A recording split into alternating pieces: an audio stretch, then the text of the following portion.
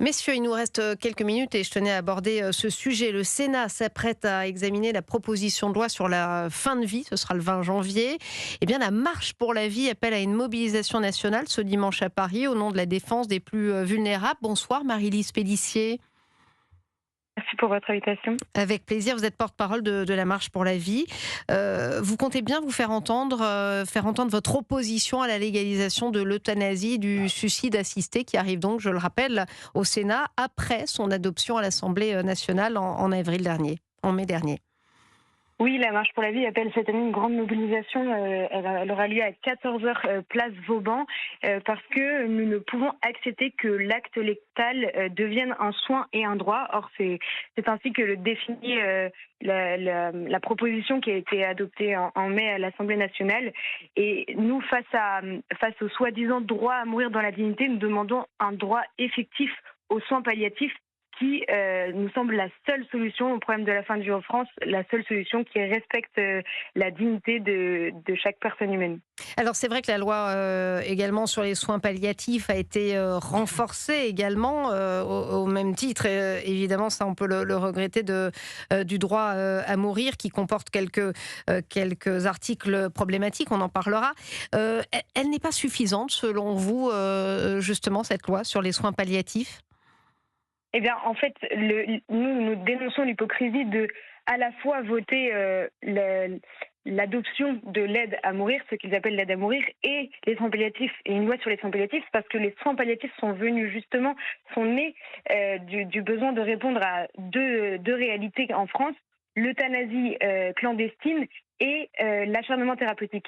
Et l'éthique des soins palliatifs est profondément en contradiction avec ce qu'ils appellent l'aide à mourir, à savoir l'euthanasie et le suicide assisté. Donc nous pensons qu'il faut absolument développer les soins palliatifs. Aujourd'hui, vous avez 50% des Français, selon la Cour des comptes, de 50% des Français qui en auraient besoin, qui n'en ont pas. Donc, à partir de ce moment-là, on ne peut pas parler d'aide à mourir si on n'a pas d'abord tous nos départements qui ont des soins palliatifs. Alors, la loi parle d'instaurer un droit opposable, justement, à ces soins palliatifs. Hypocrisie, là aussi, vous y croyez pas ? À partir du moment où, effectivement, il y en a peu dans certains départements, on se demande comment va être appliqué ce droit opposable. Et il suffit de regarder sur un point de vue économique et financier, évidemment. L'euthanasie, et d'ailleurs ça a été prouvé au Canada, nous fait faire beaucoup d'économies. Oui. Donc on ne peut pas croire que déjà d'un point de vue économique on pourra développer les deux, et puis d'un point de vue plutôt idéologique aussi, malheureusement on voit dans tous les pays qui ont légalisé l'euthanasie, les demandes augmentent chaque année, parce qu'à partir du moment où il y a l'offre, les demandes augmentent, et petit à petit les gens ont ça en tête et se disent peut-être les malades pourront se dire je suis peut-être un fardeau, il faut que je demande l'euthanasie. Oui, vous avez raison d'ailleurs de souligner ce point canadien, parce que d'ailleurs c'est promu par les mutuelles, Jules Thorez, Jules Thorez, clairement.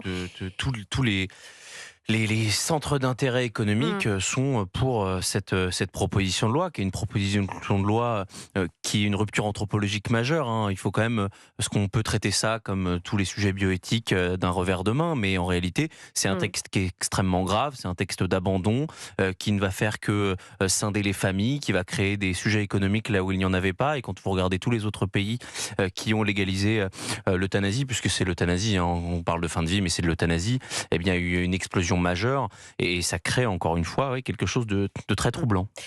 Marie-Lise Pélissier, il y a également ce qui inquiète, le délit d'entrave qui reste présent dans cette loi également.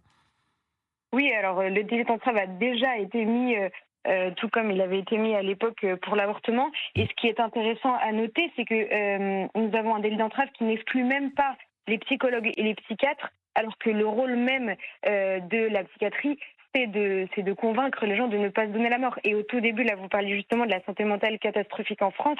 Moi, je suis très frappée de l'aberration que c'est justement la contradiction entre la légalisation du suicide assisté et la prévention au suicide. Et d'ailleurs, c'est bien pour ça que dans la loi, il ne parle pas de suicide assisté, parce que Olivier Favarni a dit lui-même, donc le rapporteur, a dit lui-même qu'en fait, on ne pouvait pas parler de suicide assisté parce que ça rentrerait en contradiction avec la prévention au suicide. Merci beaucoup Marie-Lise Pélissier. Je rappelle que votre association organise donc sa manifestation annuelle sur ce thème, et ce sera dimanche, place Vauban à Paris. Ça sera à quelle heure ? 14 heures. 14 heures. Merci d'avoir été sur l'antenne d'Europe